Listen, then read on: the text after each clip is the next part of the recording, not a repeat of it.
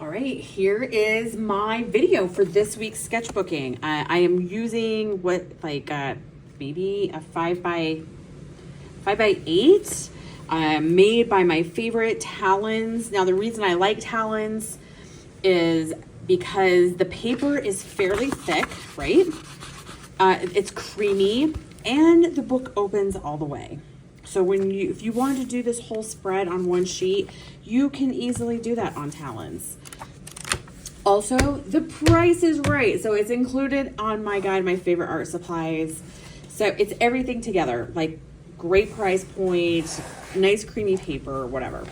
Anyway, so I'm just gonna quickly go through what I sketched this week with a little bit of commentary. So I have sketch supplies I bring with me anywhere I go now, basically, and each week I trade them out, like different supplies, different colors, whatnot, even different size sketchbooks. So this week I took the smaller one because I knew I was traveling.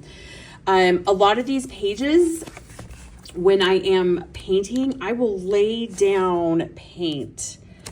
Like this is all paint from another project, and then I'll come in and sketch right on top of them. So I've done that with many of us, and this is one of those that already had paint on it. And so I just took markers, pencil, whatnot, and went right on top of it. But this is a little sketch of a coffee shop that we drank coffee, had some snacks at as a little break in San Miguel de Allende that I threw together. So we were in a courtyard, so that's what this is right here. And then I noticed this cute shelving unit that was actually behind the coffee counter with all these plates with teacups in front of them. And it had this little stack that said cafe. So I just sketched it out. This is supposed to be a water fountain.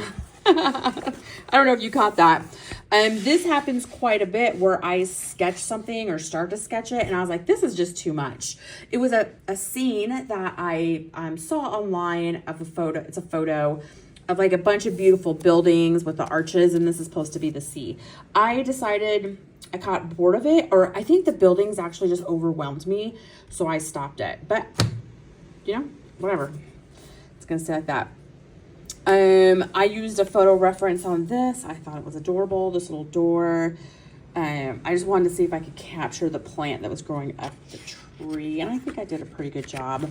Oh, Mangia Fuco. This is our favorite pizza place here in Guanajuato. It's just down the mountain from us. We were talking to the owner who is from Italy, and he said this means eating fire, or probably just fire eater. So I was actually going to redo this and see if I could actually add fire into his sign. This is a photo of my grandmother sitting on a couch with this guitar next to her. I just did a single line. Does it look anything like her? Nope, not a bit. It is what it is. This is another photo of one of my favorite cities. I lived in Annapolis, Maryland for 10 years. This is our state capital. Our state capital does not have an army green roof. It's actually like black or dark slate gray, but I didn't have that color. So that's what you got. Y'all, I put on here, nobody would guess this photo. I used a photo of, who's the actress that plays Beth Dutton? Her. You can't tell. You can't tell. There's a little whiskey glass, but it is what it is. Cute. This is a guy off Instagram I follow. He posted this and I love it.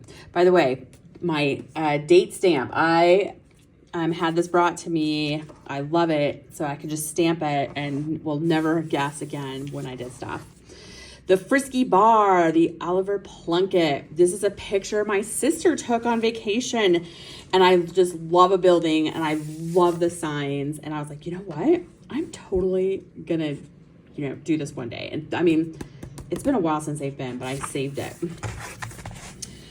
Now, who doesn't love a bakery? So I just did this bakery that's out of San Miguel de Allende. I started putting in all the details. I get like exhausted sometimes with all the details. So that's as far as I got. And that's probably as far as it'll go. This one, I really dig it because it's so different from my other stuff. I started out my paint life with florals. I think a lot of people do. Every once in a while, I just like to go back and play. But this, I just laid down a bunch of colors with my actual watercolor set, and then I went over it with pen and pencil and more paint and tried to make it just like interesting. So it's kind of fun. I think I didn't even want to show you this bleh, don't like it, but it's just gonna stay. So I did it again. I don't think this one turned out as successful as this one, because this one I actually used my watercolor, where this one I used my water soluble pencils and crayons. So it's completely different, right? So you can, or maybe if I just added in some like yellow on this, but I didn't have yellow, so this is all I had. But whatever, I learned something. Okay, and of course I always love portraits. I just looked online for Michael Caine. He was a famous actor in like the 60s, and he has tons of really great black and white photographs, which is my favorite thing to use as reference. So that's one of him. There's another one of him.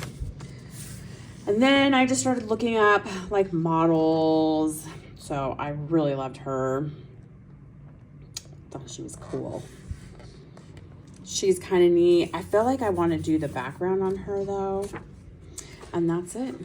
So that's what I got done this week, which is far more than some of my other weeks. So really having my sketchbook in my presence at all times is so helpful. All right, guys. Thanks for hanging out.